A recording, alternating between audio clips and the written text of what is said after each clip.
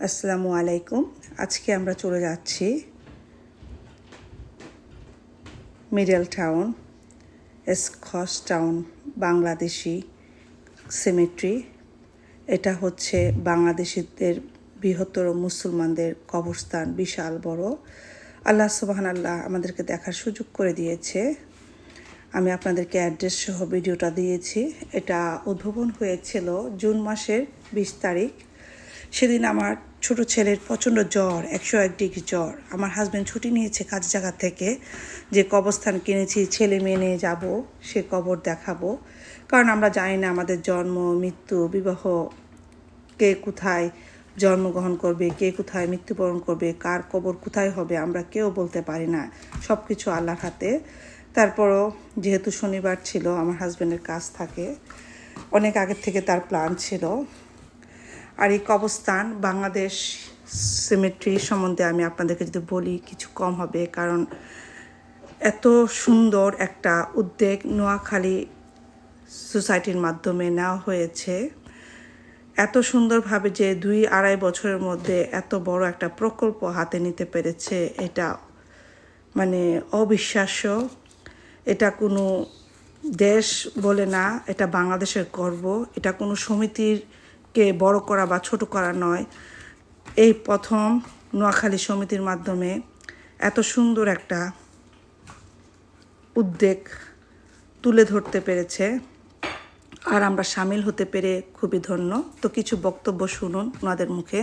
সম্মানিত মেহমানবৃন্দ, যারা আপনারা এখন বাইরে পাচারি করতেছেন, সবাইকে বিনীত অনুরোধ আপনারা ভিতরে এসে চেয়ার গ্রহণ করুন। এখনই আমাদের অনুষ্ঠান শুরু করতে যাচ্ছি। অনুষ্ঠানের শুরুতে আমি আমাদের নোয়াখালী সোসাইটির senior vice president Mohammad Taju মিয়ার হাতে হস্তান্তর করতেছি। আপনারা সভাপতি জনাব নাজমুল হাসান মানিক, যার নেতৃত্বে এই বাংলাদেশ সিমেট্রি ক্লোজিং হয়েছে, কাজ উদ্বোধন হয়েছে, ওনাকে আজকের এই সভার সভাপতিত্ব করার জন্য অনুরোধ করছি।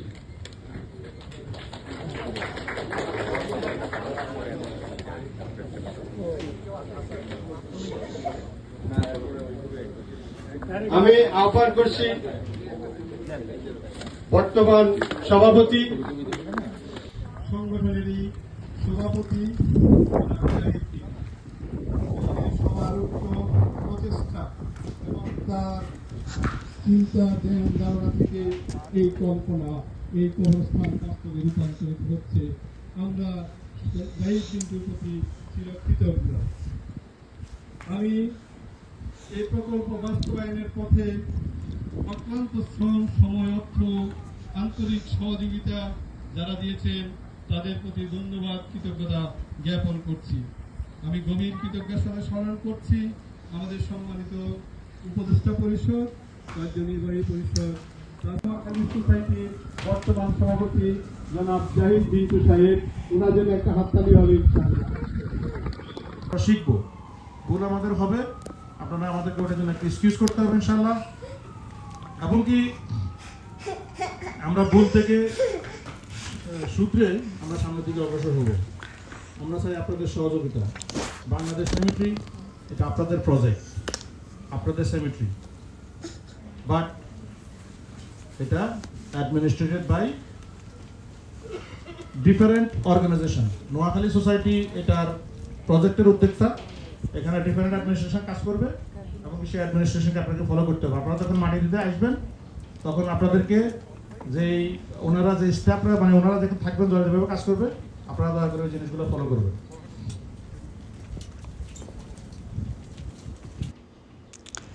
তো এই জায়গার মধ্যে কিভাবে আপনারা কিনবেন কবরস্থান আমাদেরকে ডিটেলস ভাবে বলে দিয়েছে।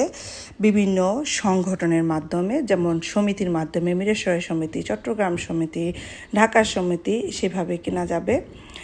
আর এই দেখতে পারতেছেন এগুলো বিভিন্ন সাইজের কবর, ছোটো বাচ্চাদের জন্য, মহিলাদের জন্য, পুরুষদের জন্য। তো যা বলছিলাম, বিভিন্ন কমিউনিটি, আপনাদের এলাকার কমিউনিটির মাধ্যমে কবর কিনতে পারবেন। তারপর বলছিলাম যে মসজিদের মাধ্যমে। তো আমরা কিনেছিলাম মসজিদের মাধ্যমে প্রত্যেকটা।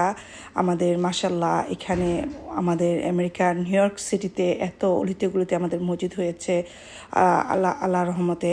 তো আমাদের ঘরের পাশে আমাদের মসজিদের মাধ্যমে আমরা প্রায় 300 কবর কিনেছে। তো সেখান থেকে আমরা কিছু কবর কিনেছি। তো যারা এত সুন্দর দেখেন পার্কিং লটটা, বিশাল বড় পার্কিং লট, কি বলবো, এখানে এত সুন্দর সমতল জায়গা পেয়েছে। আর গাছগুলো যখন কাটবে এত বিশাল বড় জায়গা, এটা চারটিখানি কথা না। এখানে একটা মাশাল্লাহ 4000 স্কোয়ার ফিটের একটা প্ল্যান পাস করতেছে মসজিদ, যেখানে পুরুষের আলাদা এন্ট্রান্স, মহিলাদের আলাদা এন্ট্রান্স হবে। আমি সরাসরি ওনাদের প্রত্যেকের বক্তব্যগুলো তুলে ধরতে পারি নাই, কারণ আমার ছেলে প্রচণ্ড জ্বরের কারণে অনেক জোরে জোরে কান্না করছিল। তাই আমি ভিডিওগুলো সেগুলো রেকর্ড যেগুলো করেছিলাম ডিলিট করে দিতে হয়েছে, ভয়েস রেকর্ডগুলো। তারপর আমি আপনাদেরকে বলছি এটা বিশাল বড় একটা পার্কিং লট। আর একটা হিমায়িত মানে আমাদের গাড়ি লাগবে, আস্তে ধীরে এটা করা হবে। এবং এখানে একটা ফিউনাল করবে, লাশ যাতে ওখানে রাখতে পারে। আমাদের পরিচিত বন্ধু বান্ধবের অনেকেই এখানে জায়গা কিনেছে। আর তাদের আপ্যায়ন ছিল এত ভালো, 500 মানুষের অ্যারেঞ্জ করেছিল। এটা সম্পূর্ণ নোয়াখালী সমিতির উদ্যোগে করা। এত সুন্দর প্রজেক্ট, এটার জন্য তাদের, এটা কোনো রাজনৈতিক কোনো দলের না, এটা কোনো